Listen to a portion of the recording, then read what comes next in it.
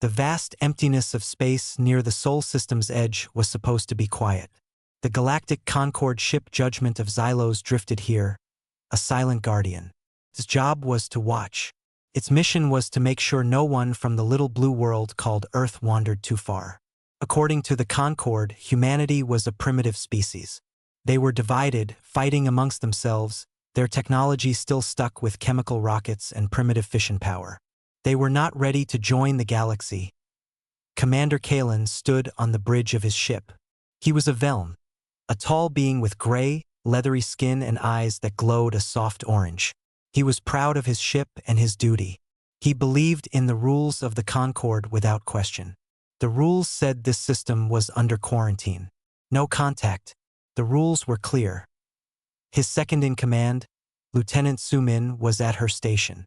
She was a young officer from a species called the Kirin, known for their sharp senses and quick minds. Her fingers danced over her console, checking the long-range sensors.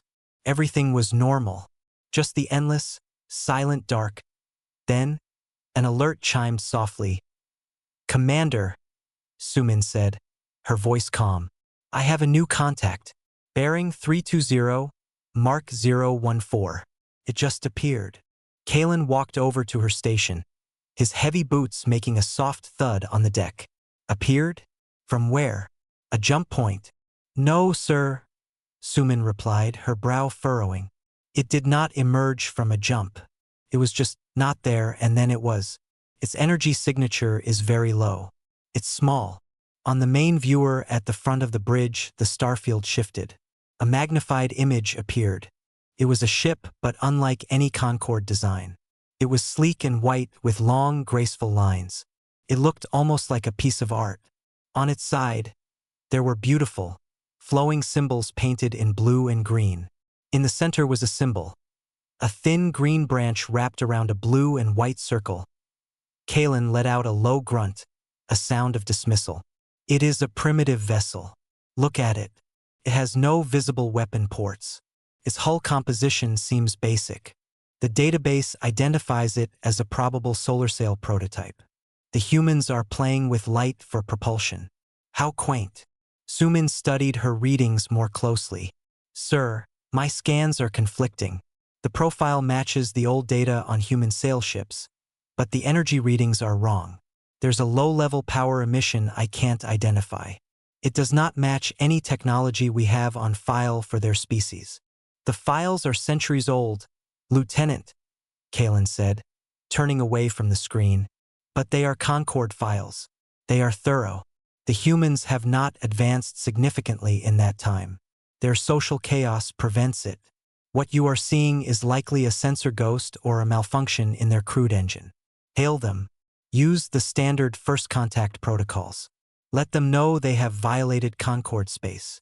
Sumin sent the hail, a standard message of greeting and warning, repeating in several simple mathematical languages any spacefaring race should understand.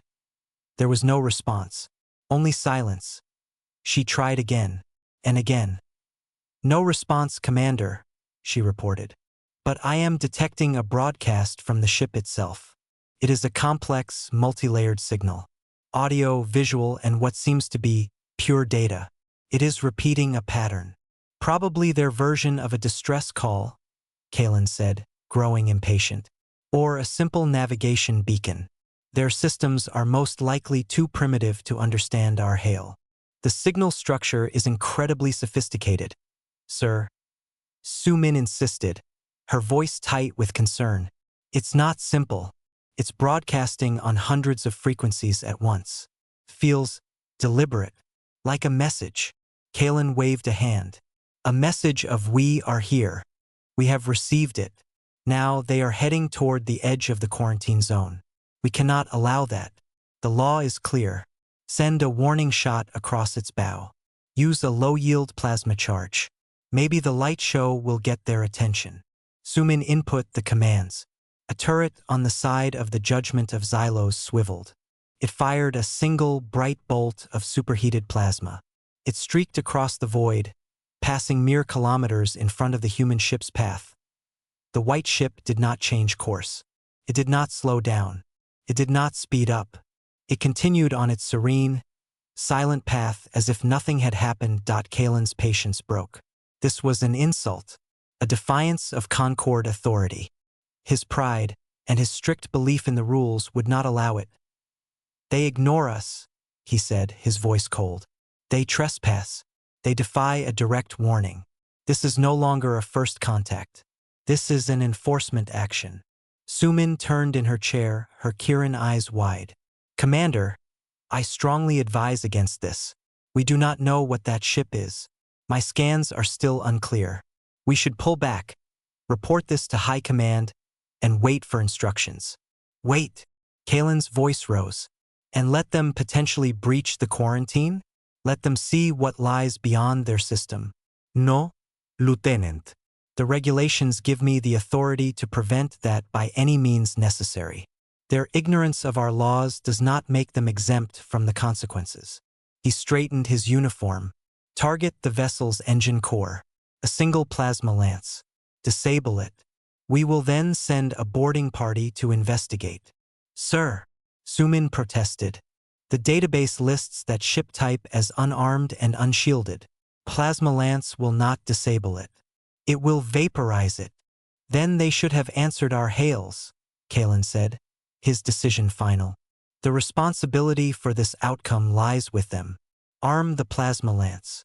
A heavy silence fell on the bridge. The other crew members, all Veln, did not object. They trusted their commander. They trusted the rules. Sumin's hands trembled over her console. She had no choice but to obey. Plasma lance armed. Target locked.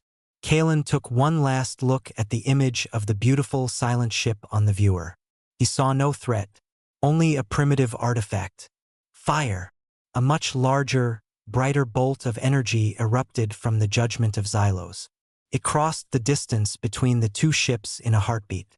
There was no shield that flared to life. No evasive maneuver. The plasma lance struck the center of the white ship.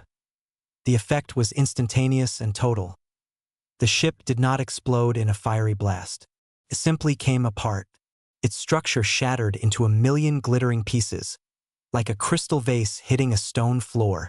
The pieces scattered, catching the distant light of the sun, forming a cloud of silent, beautiful, and terrible confetti.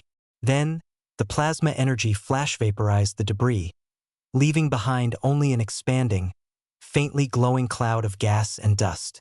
Silence returned to the bridge. Target destroyed, Sumin whispered, her voice hollow. Kalen nodded, a grim satisfaction on his face. A necessary action. Log it as the destruction of a rogue, primitive vessel that posed a potential threat to the quarantine. A standard report. But Sumin was not listening. Her console was now screaming with new data. In the final millisecond before its destruction, the human ship's broadcast had spiked. She had managed to capture a fragment of it. "Commander," she said, her voice shaking, "you need to see this." "What is it, Lieutenant?" She put the decoded data on a secondary screen. It was the visual signal the ship had been broadcasting. It showed a human female, with kind eyes and a gentle smile. Below her image were symbols, and next to them, the Concord's translation software provided a rough, chilling title: Ambassador Chaiwan, the gift of Jiangju. We come in peace. The message looped. The woman smiled. We come in peace. Kalen stared at the screen. His satisfaction evaporated, replaced by a cold, creeping dread. He had not destroyed a primitive probe. He had not destroyed a rogue vessel. He looked at the main viewer, at the fading glow of what was left. He had just murdered an ambassador. The silence on the bridge of the judgment of Xylos was heavier than the void outside. The glowing cloud that was once a ship called the Gift of Jiangju was already beginning to dissipate, scattered by solar winds. Commander Kalen stood frozen, his eyes locked on the secondary screen where the image of the human woman, Ambassador Chai-Wan, continued to smile. The words "we come in peace" were a silent accusation. Lieutenant Sumin was the first to move. Her fingers flew across her console, her heart pounding a frantic rhythm against her ribs. She was pulling all the sensor data from the last few minutes, compiling the logs, and analyzing the final broadcast burst. "Commander," she said, her voice tight. The broadcast was a continuous, multi-layered first contact package. It contained greetings in over 700 distinct audio languages, star charts, basic scientific principles, and biological data on the human species. It was the most comprehensive, peaceful introduction package I have ever seen. It was not a distress call. It was a handshake. Kalen finally turned from the screen. The grim satisfaction was gone from his face, replaced by a pale, sickly hue. "They did not respond to our hails," he stated, but the words sounded weak, even to him. "Our systems are incompatible, sir." Sumin insisted, her professional comm cracking. "Their communication technology uses quantum-entangled particle pairs. It is far more advanced than our radio wave-based system. They could no more understand our hail than we could hear a stone think. They were talking. We just refused to listen." The other bridge crew, all Veln, shifted uncomfortably at their stations. They had trusted their commander. They had trusted the old data. Now, doubt was a cold fog filling the room. "Seal the logs," Kalen ordered, his voice low and harsh. "This entire event is classified. No transmissions to Concord High Command until I have reviewed and edited the report. Is that understood?" Sumin felt a chill that had nothing to do with the ship's environmental systems. He was going to cover it up. He was going to call the gift of Jiangju a threat and bury the truth. She gave a slow, reluctant nod. "Understood, Commander." But in the privacy of her console, she initiated a hidden subroutine. She began copying the raw, unedited sensor logs and the full first contact package into a secure, encrypted buffer. She would not let this truth die. Light years away, on a world the Concord had never bothered to map, a different kind of silence reigned. The United Earth Directorate Council chamber was a vast, circular room carved into the bedrock of Mars. The air was still. A dozen men and women sat around a central table, their faces illuminated by the holographic projection floating in the center. It showed the final moments of the gift of Jiangju. There was no sound, only the visual of the beautiful white ship sailing serenely, followed by the sudden, brutal lance of plasma, and then the silent, glittering dissolution. The transmission ended. The hologram vanished, leaving the counselors in the dim light. Counselor Ji-hun, an older man with gray at his temples and a face etched with the weight of leadership, slowly closed his eyes. He took a deep, steadying breath. There was no shouting, no cries for revenge. The room was filled with a profound, sorrowful quiet. "The gift of Jiangju is gone," Ji-hun said, his voice calm but carrying throughout the chamber. "Ambassador Chai-won, her crew of 47. They are gone. The final telemetry confirms it. They were destroyed without provocation, without warning." A woman across the table, Counselor Meekyoung, spoke softly. "They received our message of peace, and they answered with fire." "This changes everything," said another counselor. "The Concord is not a community of enlightened species. They are arrogant overlords. They see us as insects." Ji-hun opened his eyes. There was no anger in them, only a deep, resolute certainty. "We knew this was a possibility. For 300 years we have listened to their sensor buoys in our outer system, feeding them false data. We let them see our old wars, our divisions. We hid our unity. We hid our progress. We hoped that when we finally met, it would be from a position of strength, not as supplicants." He paused. "That time is over. They have not just attacked us. They have murdered our peacemakers. They must understand the cost of their ignorance." He tapped a command into the table before him. A new hologram appeared. It was a ship, but unlike the graceful gift of Jiangju. This vessel was all sharp, dark angles, a blade of obsidian shaped for a single terrible purpose. Its identification code glowed softly beneath it, EDS Munsu.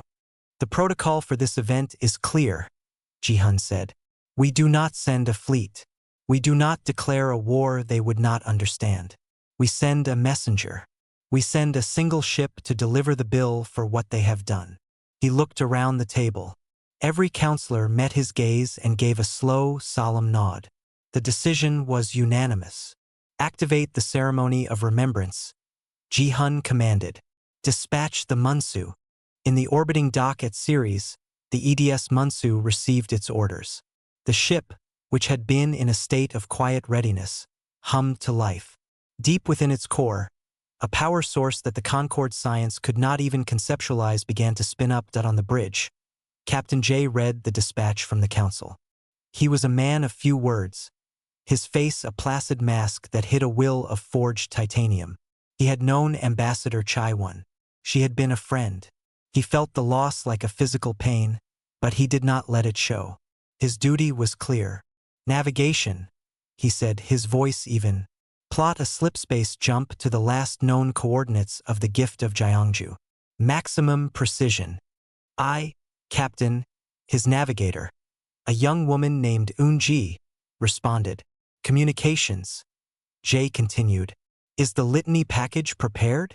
Hyan, his communications officer, nodded firmly. The data core is loaded and ready, sir. All 48 profiles. The translation matrices for all major Concorde languages are active. Good. Captain J stood up and walked to the main viewer, which showed the starfield ahead. Somewhere out there was the ghost of a ship and the shadow of a terrible mistake.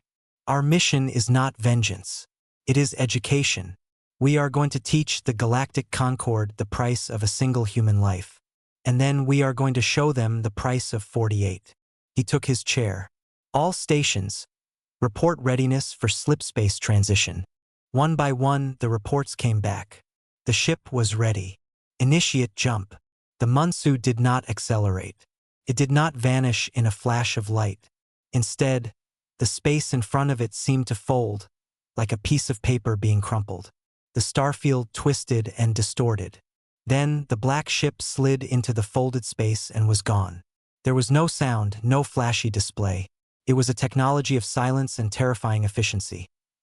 Behind it, in the council chamber, Ji-hun and the others watched the Munsu's icon vanish from their strategic map. The silence returned, but now it was a waiting silence. They had sent their message. Soon, the galaxy would hear it. The bridge of the judgment of Xylos was a tomb. The usual low hum of machinery and the soft beeps of consoles were swallowed by a heavy, suffocating quiet. Commander Kalen sat in his command chair, but he was not commanding. He was staring at the main viewer, which showed the empty space where the human ship had been. He could still see the afterimage of the plasma flash against the darkness behind his eyes. Lieutenant Sumin worked at her station with a frantic, quiet intensity. She had finished her secret task.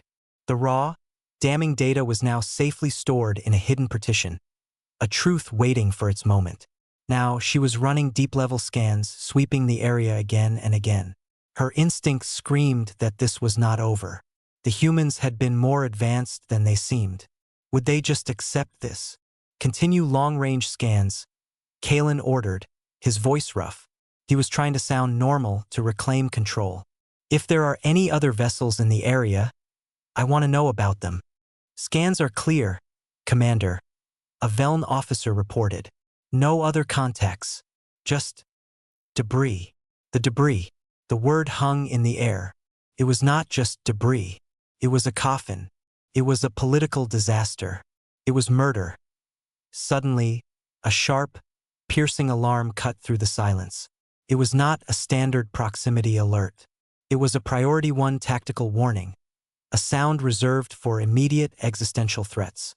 Contact, Sumin shouted, her voice cracking with a mix of fear and grim validation. Extreme close range. Bearing 000, relative. It's right on top of us. Every eye on the bridge snapped to the main viewer. The starfield flickered. There was no light, no energy surge, no distortion. It was as if reality itself blinked. One moment there was nothing. The next, a ship was there. It was massive, easily twice the size of the judgment of Xylos. Its hull was a pure, non-reflective black, a color so deep it seemed to be a hole cut out of the universe. Its shape was a brutal collection of sharp angles and jagged edges, like a piece of obsidian shattered into a weapon. It hung in the void, completely silent and motionless. Panic erupted on the bridge. Officers scrambled at their consoles, their training buckling under the sheer impossibility of the situation. Where did it come from? Kalen roared, lurching to his feet. Why didn't our sensors see it? It didn't approach, Commander. Sumin replied, her hands flying over her panel. It just manifested. No engine signature, no wake, nothing. It uncloaked. The word sent a new wave of fear through the crew. Cloaking technology was a theoretical myth in the Concorde. No species had ever achieved it. Yet here it was. Target lock. Get a target lock. Kalen yelled. We can't, sir. The tactical officer stammered. Our targeting sensors are not acquiring it. It's like it's not even there. It's absorbing our scans. The black ship made no move. It did not power weapons. It did not launch probes. It did not open a communication channel. It simply existed, a silent, monstrous monument to their mistake. Its presence was an accusation more powerful than any words. Kalen felt a cold sweat on his brow. This was the response. This was the consequence. His mind raced, trying to find a way to regain control. Fear curdled into anger. They are trying to intimidate us, he snarled. A show of force. Well, the Concorde is not intimidated. Tactical, fire a warning shot. Let them know we are not to be provoked. Sumin spun around.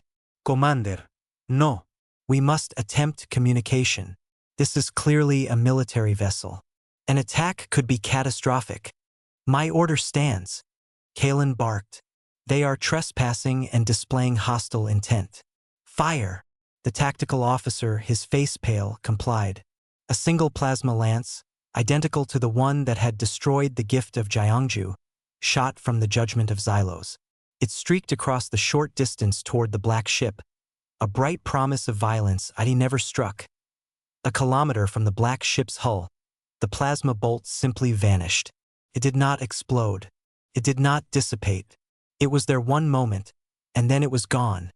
As if it had been swallowed by the darkness, that a collective gasp went through the bridge. What happened? Kalen demanded, his voice shrill. Did it miss? No, sir. The tactical officer whispered, his eyes wide with terror. It was there, and then it wasn't. The energy signature just disappeared. Sumin looked at her readings, her blood running cold. It wasn't a shield. Shields deflect or absorb energy. This was a localized spatial distortion. It folded space around the bolt and sent it somewhere else. The energy is just gone. The reality of their situation crashed down upon them. This human ship was not just more advanced. It was operating on a level of physics the Concorde could barely comprehend. Their most powerful weapon had been nullified with less effort than it took to swat a fly. The black ship remained utterly, terrifyingly silent. It had not even acknowledged the attack. It was like a giant ignoring the bite of an ant. The message was clear. You are beneath our notice. You are not a threat. Kalen slowly sank back into his chair. All his arrogance and bluster drained away. He was left with only the cold, naked truth.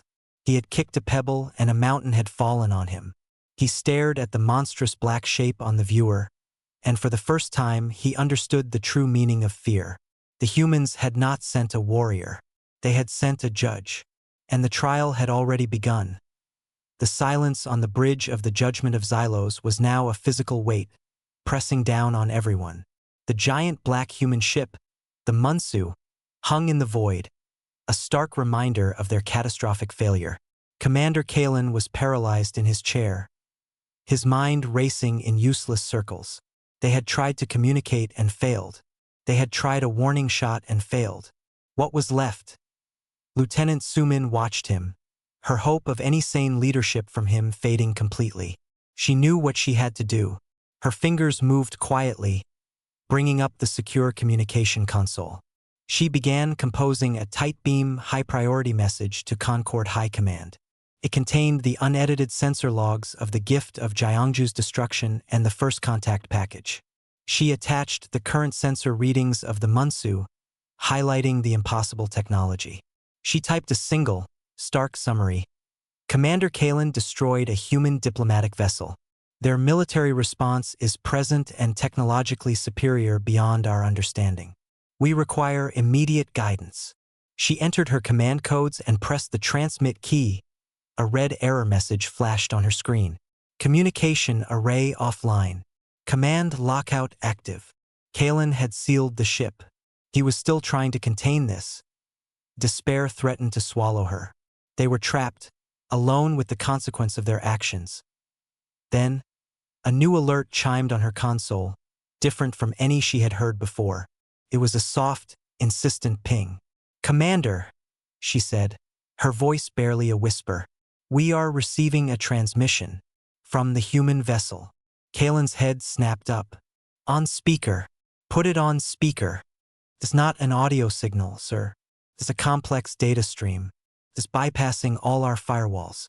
It's forcing its way onto our main viewer and secondary displays." Before Kalen could respond, the main screen at the front of the bridge changed. The image of the starfield was replaced by the face of a human. It was a man with kind eyes and laugh lines around his mouth. He was not in a military uniform. He wore a simple, dark shirt. The image was so clear, so real. It felt like he was in the room with them. A calm, synthesized voice spoke in perfect Velm, the language of the Concord. There was no anger in it, no hatred. It was flat, factual, and utterly terrifying. "Dae-hyun," the voice said, "Xenolinguist, father of two. He enjoyed building model ships and singing to his children." The image of the man, Dae-hyun, held for a moment. His eyes seemed to look right through the viewport, right into the soul of every being on the bridge. Then, the image changed. It was a younger woman, her hair tied back, a smudge of grease on her cheek as she smiled. "Sujin," the voice continued, "engineer, champion swimmer." She dreamed of mapping nebulas, image after image, face after face. "Minsu, botanist. He cultivated orchids." "Jiwoo, pilot. She loved ancient poetry." "Yuna, doctor. She volunteered at a shelter for animals." The transmission continued, a relentless, heartbreaking parade. It gave a name, a role, and a simple personal detail for each person. It was not a list of casualties. It was a gallery of lives. It was the story of the gift of Gyeongju. They were not a threat. They were a scientist, a musician, a gardener, a parent. Sumin watched, tears streaming freely down her face now. She made no effort to hide them. She saw Dae-hyun, who liked to sing, and imagined his children waiting for a father who would never return. She saw Sujin, who wanted to see the stars, and whose atoms were now scattered across them. This was the true weapon, not the plasma lance that had vanished. This was a weapon of memory. It was forcing them to see the individual sparks they had extinguished. The Veln crew were not immune. They shifted in their seats, their heads bowed. One of the junior officers had his hands over his face. The cold, military discipline of the Concord was melting under the sheer, human warmth of the lives they had erased. Kalen stared, his face a mask of horror. He had thought of the ship as a target, a blip on a screen, a potential threat to be neutralized. He had not thought about the people inside. The Concord's procedures had trained him not to, but now he could not escape them. They were here, in his bridge, their faces, their lives, their stories, filling the air he breathed. He saw Chaiwon's face again, the ambassador. "We come in peace." He felt a nausea so profound he thought he might be sick. The litany went on. It showed them all. The cook who wrote love letters to his wife on Earth. The geologist who collected rare rocks. The young intern on her first deep space mission. 48 faces. 48 stories. 48 reasons why the black ship was here. The transmission showed the final person. It was Captain Minji, the commander of the gift of Gyeongju. She had a strong, calm face. Her eyes filled with intelligence and determination. "Minji," the voice said. "Ship's captain, explorer." She believed the universe was full of friends waiting to be met. The image of Minji held for a long, silent moment. Then, it faded, and the screen returned to the view of the silent, black Munsu. The bridge was utterly still. The only sound was the choked sob of one of the crewmen. The litany was over. The ceremony of remembrance was complete. They had been shown the cost. They had been forced to bear witness. And in the crushing silence that followed, they all understood that the bill for this cost was now due. The silence after the litany was the deepest sound Sumin had ever heard. It was not an empty silence. It was a silence filled with the ghosts of 48 people. The faces of Daehyun and Sujin and Minji were burned into her mind. She could still hear the calm, terrible voice listing their lives, their small joys, their simple dreams. On the main viewer, the black human ship, the Munsu, remained. It was a monument to the dead, and a promise of something yet to come. Commander Kalen had not moved from his chair. He sat slumped, his head in his hands. He was broken. The arrogant commander was gone, replaced by a shell of a being drowning in guilt. He muttered something, a single word over and over. Ignorance. It was all ignorance. The rest of the bridge crew were just as lost. They looked at their consoles, at the floor, anywhere but at each other. Their military discipline had shattered. They were just people who had helped commit a terrible crime and were now being forced to stare at it. Sumin, however, felt a strange clarity. The tears were still wet on her cheeks, but her mind was sharp and focused. The horror had burned away her fear. Kalen had locked down communications. He was trying to bury this. He would let this truth die with them in this isolated patch of space, and the Concord would remain ignorant. The same ignorance that had started this would continue, and more blood would eventually be spilled. She could not allow that. Her fingers moved across her console with a new purpose. The command lockout was still active. Kalen, in his final act of control, had sealed the ship from sending any outgoing signals. But he had not accounted for her specific training as a Kirin tactical officer. Their species had a knack for complex system architecture, for finding backdoors and emergency pathways. She began writing a bypass routine. It was a risky, unauthorized procedure. If she was caught, she would be court-martialed. The thought almost made her laugh. A court-martial was the least of her worries now. On another screen, she pulled up the live feed from the forward sensor array. She focused it on the Munsu. She would send them a show of proof. She would send the Concord High Command not just the data, but the image of the judge that had come for them. Her fingers flew, lines of code scrolling on a hidden screen. She was building a ghost in the machine, a temporary pathway that would use the power from the main sublight engine ignition to piggyback a tight beam message. It would only work for a second. It would drain auxiliary power and probably trigger a dozen minor alarms. But it would be enough. She finished the code. Her hand hovered over the execute key. She took one last look at Kalen, who was still lost in his private hell. She looked at the faces of her crewmates, stunned and helpless. Then she looked at the main viewer, at the dark, silent ship that held the memory of the dead. She pressed the key. Instantly, warning lights flashed on the engineering console. Minor power fluctuation in the port thrusters, a dazed officer reported, his voice hollow. Kalen didn't even look up. Ignore it. He didn't see what Sumin saw. On her screen, a single green light blinked. Transmission sent. Encrypted package delivered. It was done. The truth was now racing at the speed of light toward the heart of the galactic Concord. Light years away. In the heart of the Concord capital world, Admiral Valen was reviewing fleet deployments. His office was a serene place, with walls that displayed calming holograms of flowing water and soft light. He was a high-ranking official, one of the few who ever thought about the pre-FTL quarantine zones. He considered it a boring, but necessary, duty. An urgent priority alert chimed on his desk, a sound he had not heard in years. It was a direct, flagged transmission from the GCS Judgment of Xylos, marked with Lieutenant Sumin's personal encryption key. That was unusual. Commanders usually sent such reports. He opened it. The first file was the unedited sensor log. He watched as the beautiful white ship, the gift of Gyeongju, was identified. He saw the plasma lance fire. He saw the ship vanish. He heard the final decoded message, "We come in peace." His blood ran cold. Then he opened the second file. It was a live feed from the judgment of Xylos's forward sensors. It showed a ship of a design he had never seen. A brutal, black vessel. The data attached to it made his heart stop. No engine signature. No heat. No mass readings that made any sense. The report described the failed plasma attack, the bolt simply disappearing. The final part of the transmission was the litany. Sumin had included it. He watched, his breath caught in his throat, as face after human face appeared. He listened to the calm voice. Daehyun, xenolinguist, father of two. Sujin, engineer, champion swimmer. Admiral Valen was a military leader. He had ordered attacks before. He had seen death.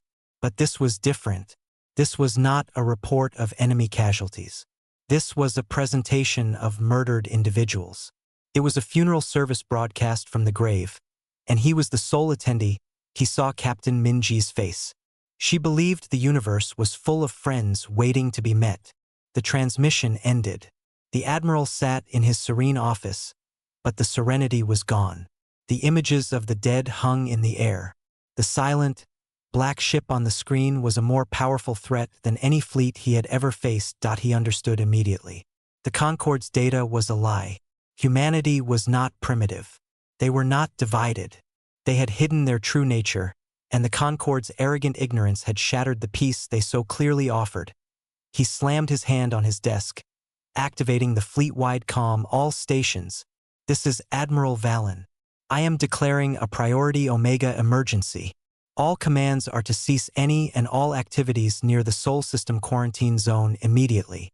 I repeat, stand down and withdraw. He then opened a channel to the High Council. His voice was grim and steady. Counselors, we have made a catastrophic error. Our ignorance has ended in blood. I am sending you the data now. We are not dealing with a primitive species. We are dealing with a power that has let us see only what they wanted us to see. And we have just shown them our worst side. He leaned forward, his face pale. The cost of our ignorance has arrived, and it is waiting for us to pay. The silence on the bridge of the judgment of Xylos stretched on. The weight of the litany pressed down on everyone. They had seen the faces. They knew the names. They understood the value of what they had destroyed. There was nothing left to do but wait for the judgment from the dark ship. Commander Kalen remained in his chair, a broken man. He stared at the Munsu on the viewer, no longer seeing a ship, but a tombstone for his career, his honor, and his peace of mind. Lieutenant Sumin watched her console. The confirmation that her message had been sent was the only thing keeping her calm. She had done her part. The truth was free. Now she watched the human ship, wondering what its next move would be. Would it fire? Would it board them? The uncertainty was agony. On the bridge of the Munsu, the mood was different. It was solemn but purposeful. The ceremony of remembrance was complete. The faces of the fallen had been shown to their killers. Captain J watched the Concorde ship on his own screen. He could see the confusion and fear in their lack of movement. He felt no satisfaction, only a deep, cold sorrow. Has there been any response from the Concorde leadership? Jay asked. Hyan, his communications officer, shook his head. No, Captain. Only standard fleet chatter. It seems the message from the Kirin officer was received, but they have not replied to us. Jay nodded. It was what he expected. Bureaucracies moved slowly, even in the face of disaster. The message had been delivered. Their job here was done. Staying any longer would be an act of aggression, and that was not their mission. Then our work is complete, Jay said, his voice quiet but firm. They have seen the cost. The debt of their ignorance is now on their conscience, not on our hands. Navigation, plot a course for home. On the judgment of Xylos, a new alert chimed, soft and hopeless. The human vessel is powering up an unknown drive system. Sumin reported, her voice tired.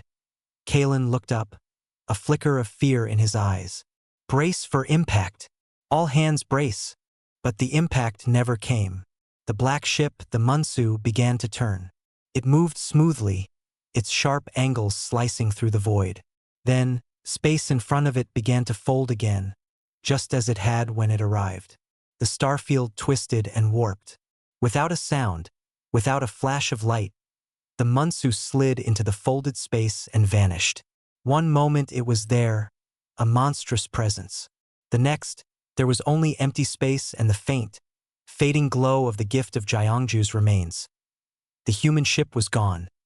The bridge crew of the Judgment of Xylos sat in stunned silence. They were still alive. They had not been destroyed. The overwhelming threat had simply left. He is letting us live?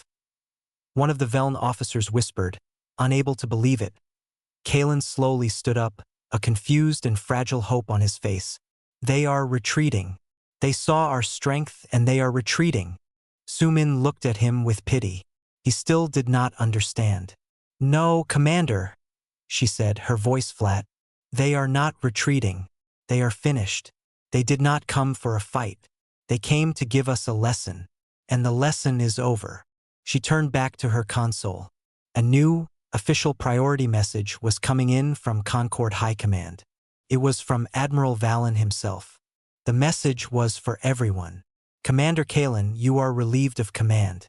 Effective immediately. Lieutenant Sumin, you are to assume temporary command of the Judgment of Xylos and await a tow vessel. Do not, under any circumstances, attempt to move the ship or make any further contact with the human system. The message continued, broadcasting to the entire ship. By order of the Concord High Council, all military operations in this sector are suspended. The quarantine of the Sol system is hereby lifted. A diplomatic envoy will be assembled.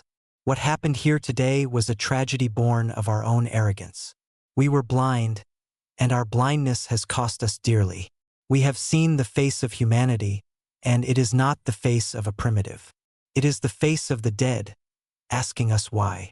Weeks later, Admiral Valen stood before the full Concord High Council. The chamber was in an uproar. Some demanded immediate war against the humans for their show of force. Others advocated for a complete withdrawal. Admiral Valen waited for the noise to die down. When he spoke, his voice was heavy. Honorable counselors, there will be no war, he stated. To wage war, you must understand your enemy. We do not understand them. We thought they were simple. We were wrong. They possess technology that defies our understanding of physics. But that is not the reason we cannot fight them. He activated the main display. It showed the face of Ambassador Chaiwon. We cannot fight them because of this. The image changed to Daehyun, then to Sujin. He let the litany play for a few moments, the quiet voice filling the grand chamber. They did not send a fleet to destroy us. They sent one ship to show us our crime. They did not seek revenge. They sought remembrance. They forced us to look at the individual lives we so carelessly erased. What kind of species does that? What kind of unity and discipline does that require? He looked around the room, meeting the eyes of the most powerful beings in the Concord. The blood across the stars is not on their hands. It is on ours. It is the blood of their ambassadors, and it stains our conscience forever. They have uncloaked, and they have shown us that their greatest power is not their invisible ships or their space-folding drives.